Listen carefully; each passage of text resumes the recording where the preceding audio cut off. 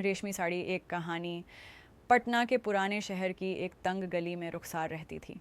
वो एक school teacher की बीवी थी। सीधी सादी ज़िंदगी, लेकिन ख्वाब बहुत बड़े। उसे हमेशा लगता था कि काश कभी वो भी रेशमी साड़ी, गहने और तारीफ़ों से सजी हो।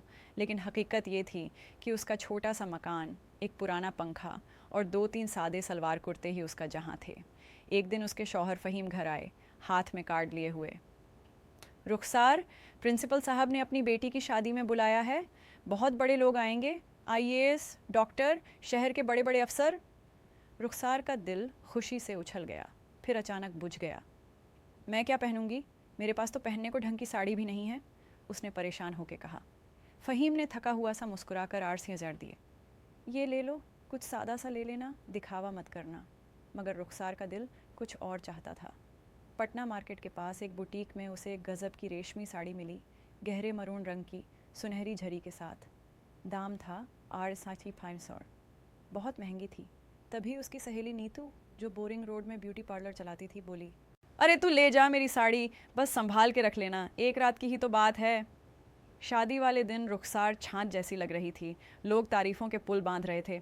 क्या बात है रुखसार, आज तो रेशम में लिपटी शहज़ादी लग रही हो।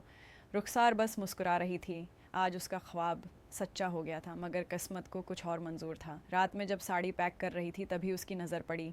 साड़ी के पल्लू पर जलने का दाग था, शायद इस्त्री से लग गया था। उसने बहुत कोशिश की छुपाने की, साफ़ करने की, मगर कुछ काम ना आया। अगले दिन वो दोबारा उसी बुटीक गई। ऐसी ही साड़ी? दुकानदार बोला। अब RS 10,200 लगेगी, जरी महंगी हो गई है।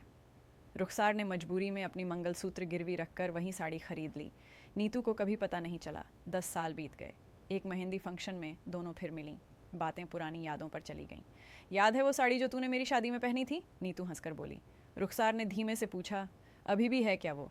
अरे वो नकली रेशम की थी, दिखती असली जैसी थी, पर थी सिर्फ R68 की कॉपी। रुखसार मुस्कुरा दी। महफिल चलती रही, मगर उसके दिल में कुछ चुपचाप टूट गया। सीख दिखावे की खुशी अक्सर सच्चाई से महंगी पड़ जाती है।